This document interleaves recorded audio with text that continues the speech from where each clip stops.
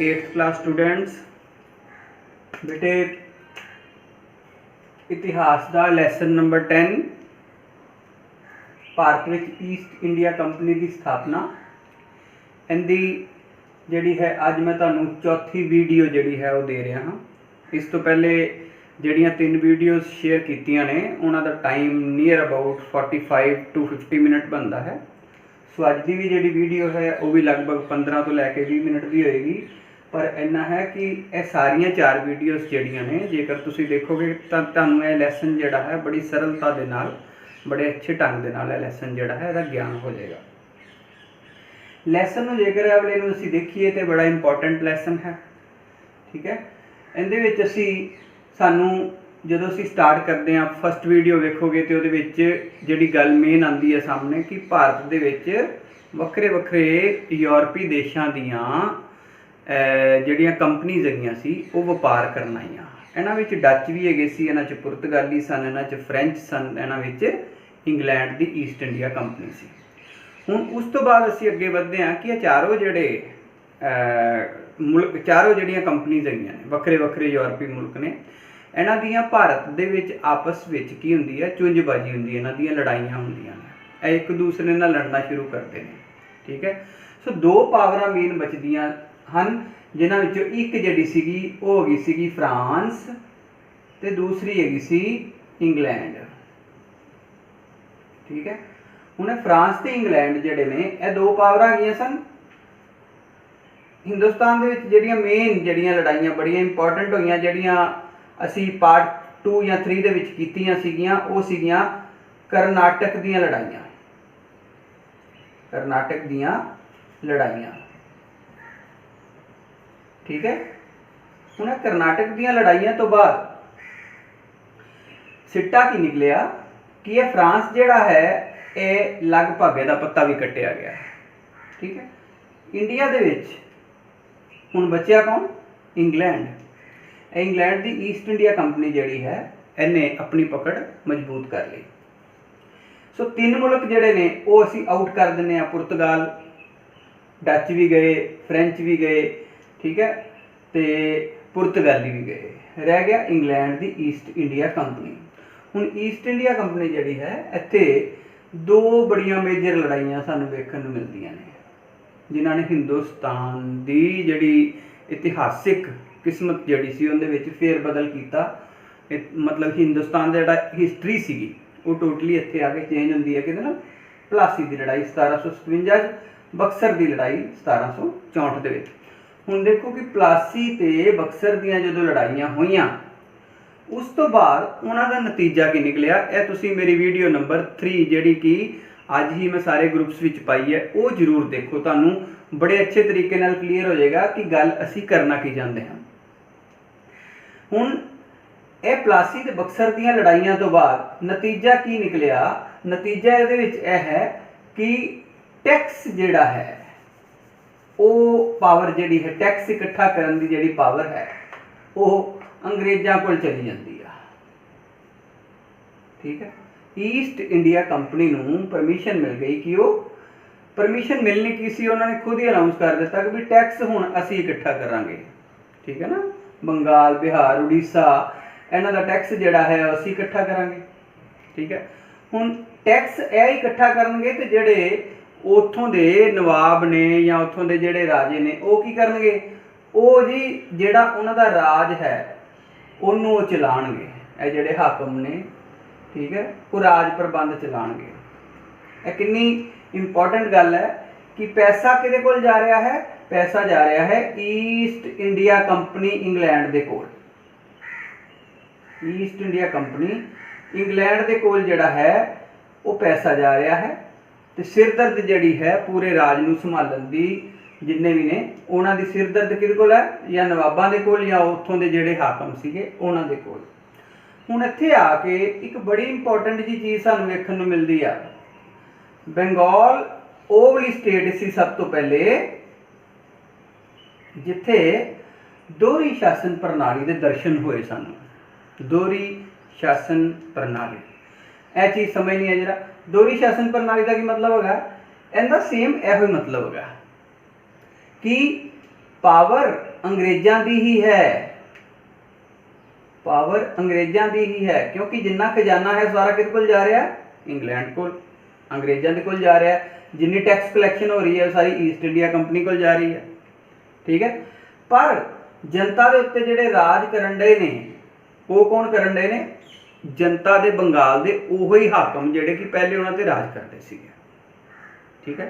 सो यह बड़ा important point है, क्योंकि किसी भी देश नूं, किसी भी घर नूं या देश नूं चलाउण लई सब तो इंपॉर्टेंट किहड़ी चीज़ हुंदी भला, पैसा हुंदा, ठीक है। सो पैसा जिहड़ा है वो तो सारा अंग्रेज़ों के कोल है, ठीक है। तो आम जनता नूं डंडे नाल कौन डराण दिया है, हाकम या उत्थों दे जिहड़े कि नवाब वगैरह सन वो सी। सो बंगाल की दोहरी शासन प्रणाली जिहड़ी है ਉਹਦੇ ਸਾਨੂੰ दर्शन ਹੁੰਦੇ ने। ਇਹਦਾ ਅਸੀਂ ਇੱਕੋ ਹੀ चीज़ लिख सकते हैं कि राज कोई कर रहा है तो टैक्स इकट्ठा कोई कर रहा है। दोहरी शासन प्रणाली ਇਹਦੇ ਵਿੱਚ ਅਸੀਂ ਕੀ लिख सकते हैं, एक ही समय किसी राज ਦੇ ਵਿੱਚ दो ताकतां राज कर रही सन, ठीक है। एक ही समय किसी राज ਦੇ ਵਿੱਚ दो ताकतां इकट्ठियां काम कर रही सन। एक सी ईस्ट इंडिया कंपनी, एक सीगे उत्थों दे लोकल जिहड़े हाकम सन, नवाब सन बंगाल दे विच जिवें हैगे सीगे, वो राज कर रहे सन एक ही समय दे विच, ठीक है। इन्हां दे कोल जनता जिहड़ी सी टैक्स अंग्रेज़ां नूं दिंदी सीगी ते जिहड़े हुकम आंदे सन वो सारे नवाब दे जरिए आंदे सीगे। सो यह बड़ा इंपॉर्टेंट पॉइंट है, दोहरी शासन प्रणाली। मैनूं उम्मीद है कि तुहानूं यह जिहड़ा मैं हुण डिस्कस कीता है पॉइंट, इहदे बारे च तुहानूं समझ आ गई होएगी कि दोहरी शासन प्रणाली हुंदी की है। हुण आओ असीं देखदे हां कि अंग्रेज़ां ने भारत दे विच अपनी हुकूमत जिहड़ी है वो चारों पासे वो किवें कायम कीती। अंग्रेज़ पूरे हिंदुस्तान दे उत्ते किवें उन्हां ने कब्जा कीता। इहदे विच जिहड़ा सब तो मेजर पॉइंट है जिहड़ा असीं याद रखना, पहली गल तो सारे बच्चे है जरूर याद रखन कि अंग्रेज़ां ने हिंदुस्तान दे विच बहुत घट ब्लड शैड किया। ब्लड शैड का मतलब होंदा लहू लुहान करना या युद्ध लड़ने, वो ज़्यादा नहीं लड़े उन्होंने दिमाग नाल काम लिता।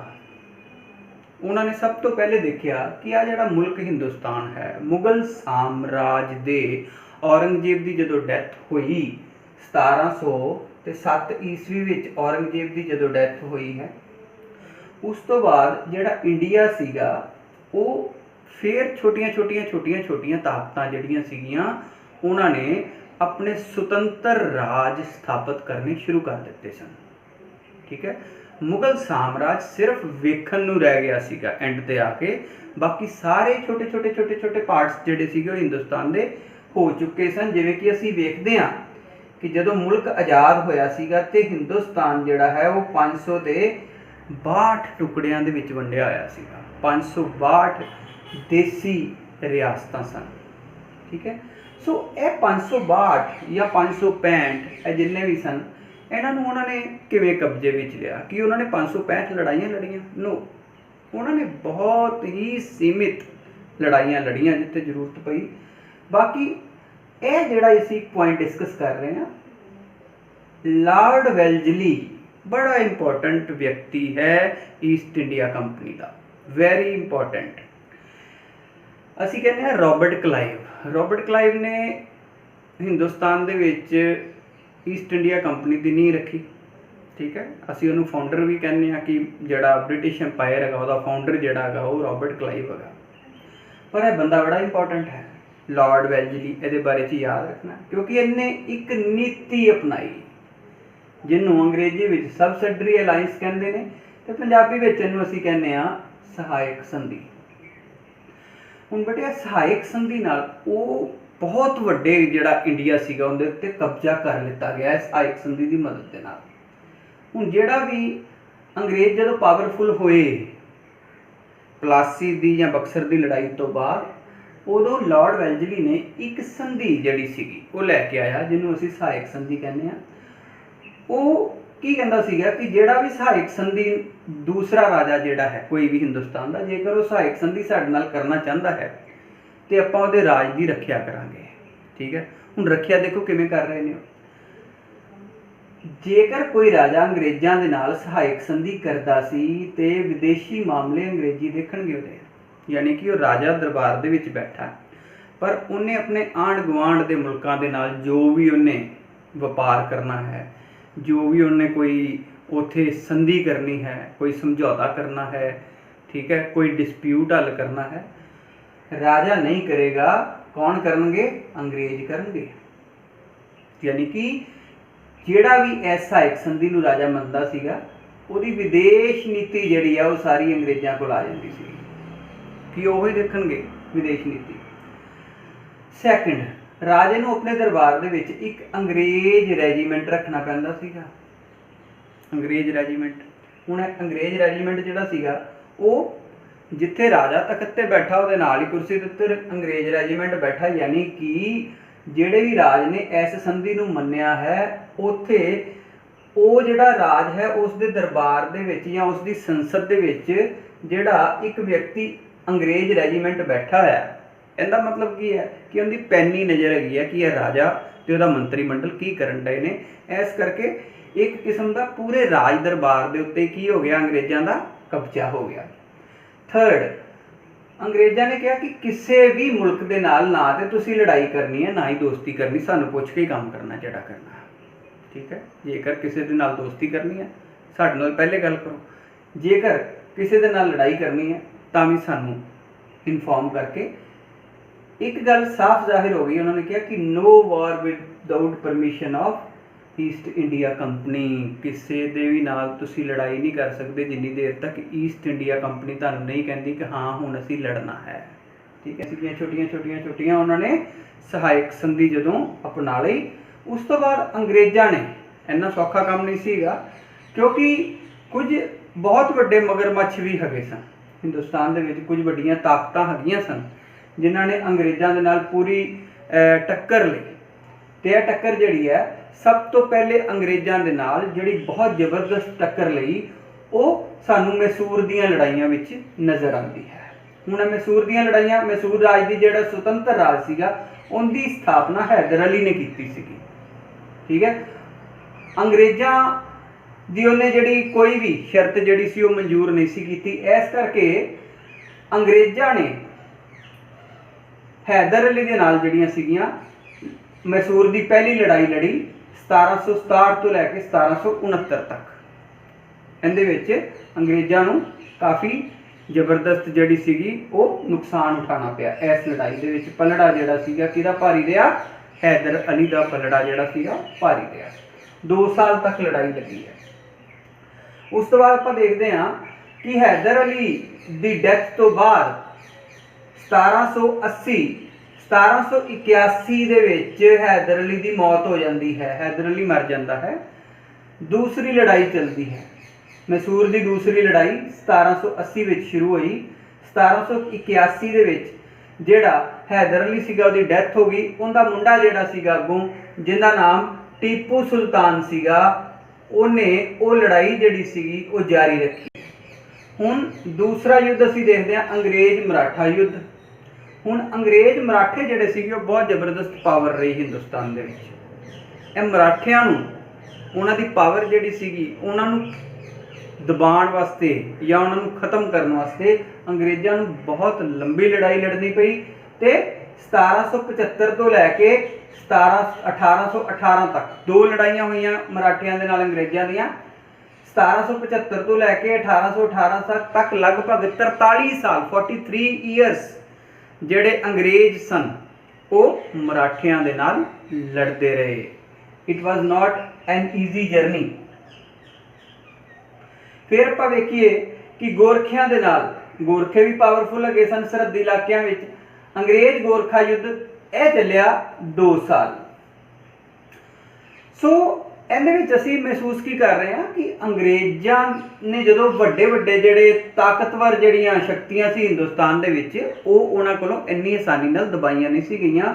ਉਹਨਾਂ ਨਾਲ ਲੰਬੀਆਂ ਲੜਾਈਆਂ ਉਹਨਾਂ ਨੂੰ ਲੜਨੀਆਂ ਪਈਆਂ। ਤੇ ਐਂਡ ਦੇ ਉੱਤੇ ਆ ਕੇ ਅੰਗਰੇਜ਼ਾਂ ਨੇ ਜਿਹੜਾ ਰਾਜ ਸਭ ਤੋਂ ਬਾਅਦ ਦੇ ਵਿੱਚ ਅੰਗਰੇਜ਼ੀ ਸਾਮਰਾਜ ਦੇ ਵਿੱਚ ਮਿਲਾਇਆ ਗਿਆ ਉਹ ਸੀ ਸਾਡਾ ਪੰਜਾਬ, ਠੀਕ ਹੈ। ਪੰਜਾਬ ਨੂੰ ਅੰਗਰੇਜ਼ੀ ਸਾਮਰਾਜ ਦੇ ਵਿੱਚ ਸ਼ਾਮਲ ਕੀਤਾ ਗਿਆ 1849 ਈਸਵੀ ਦੇ ਵਿੱਚ।